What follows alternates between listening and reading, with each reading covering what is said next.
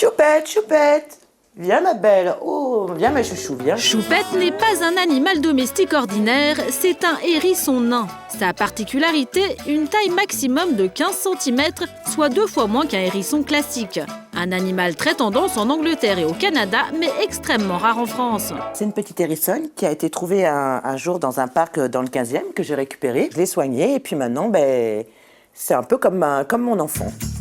Un enfant dont Stéphanie, célibataire de 37 ans, s'occupe comme une vraie mère poule. Allez, on va te chercher ta petite brosse. On lui nettoie les petites poussières qu'elle a entre ses petits piquants. Voilà, après on va la mettre dans l'autre sens. 15 minutes de soins quotidiens, mais Stéphanie ne s'arrête pas là. Elle a entièrement aménagé son studio pour le bien-être de sa hérissonne et va jusqu'à la laisser évoluer en totale liberté. Rien n'est trop beau pour Choupette. C'est une très grosse passion, c'est une très grande histoire d'amour, c'est passionnel. Choupette coule des jours heureux auprès de sa maîtresse. Mais attention, en France, le hérisson est une espèce protégée. En posséder un est autorisé uniquement si l'animal est recueilli alors qu'il est en danger de mort. C'était bien le cas pour Choupette. Oui, je gratouille. Eh oui, je gratouille. Comme ce mini-hérisson, les animaux miniatures ont la cote. Furets, lémuriens, gerbilles, mini-chiens, depuis des mois, on se les arrache. Chez les people, c'est devenu une véritable folie. Récemment, Brad Pitt et Angelina Jolie auraient dépensé plus de 60 000 € en accessoires pour leurs 2 petits rongeurs. On ne refuse plus rien à ces petites bêtes. Ouais, alors ma belle, aujourd'hui on va fêter tes 4 ans, bah oui. Et du coup, tu vas aller te faire brosser, tu vas aller te faire belle. Stéphanie, elle, va jusqu'à fêter les anniversaires de sa hérissonne. Oui, rentrez. Pour ses 4 ans, elle a convié sa fille et son petit ami. Joyeux anniversaire, Choupette. Des invités et même des cadeaux. Choupette est comblée.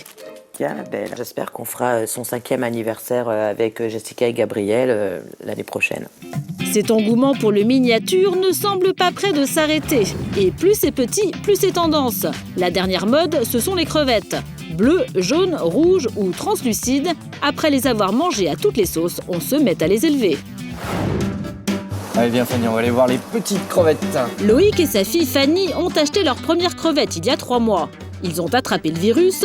Aujourd'hui, ils viennent découvrir de nouvelles espèces. On l'appelle la crevette Pinocchio, celle-là. Ouais. Non, là. Bah non, c'est juste parce qu'elle a un grand nez. Bonjour. Monsieur. Vous pourriez me renseigner un petit peu? Je voudrais acheter des crevettes. Ouais. Et puis je voudrais que vous m'expliquiez un peu ce que vous avez aujourd'hui D'accord. comme espèces. J'ai de la verte, j'ai de la marron, éventuellement j'ai un petit peu j'ai de la rouge aussi. Des crevettes, il en existe des centaines de variétés. De toutes les couleurs, de différentes tailles et à tous les prix. Comptez 2 € pour les plus communes, comme la Red Cherry, et jusqu'à 400 € pour les plus rares, comme la crevette panda. Cette drôle de tendance est partie du Japon et compte de plus en plus d'adeptes en France. On vend à peu près une centaine de crevettes par semaine. Mais comment expliquer cet amour soudain pour les crustacés? Écoutons la théorie de Loïc. On n'a pas les mêmes impératifs qu'avec les animaux domestiques classiques, qui sont sortir, aller chez le vétérinaire éventuellement pour les vaccins ou ce genre de choses. Des arguments irréfutables, valables aussi pour des créatures encore plus rikiki, les fourmis.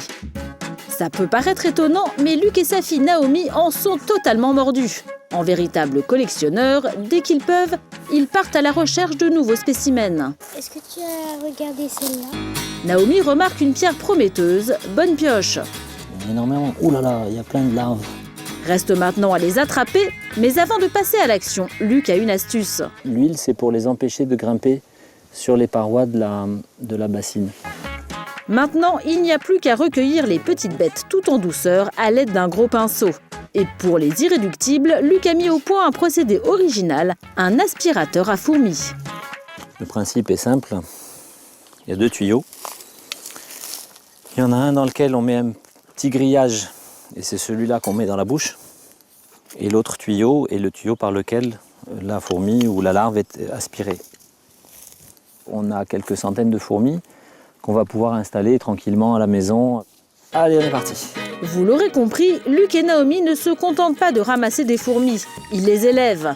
Chez eux, on trouve des fourmilières artificielles dans tous les coins.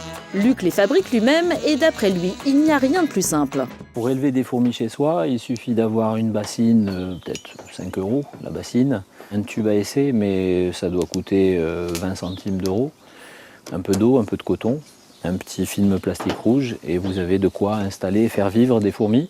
Un système économique et surtout respectueux des conditions de vie naturelles des fourmis. Si vous préférez acheter votre fourmilière dans le commerce, prévoyez environ 30 €.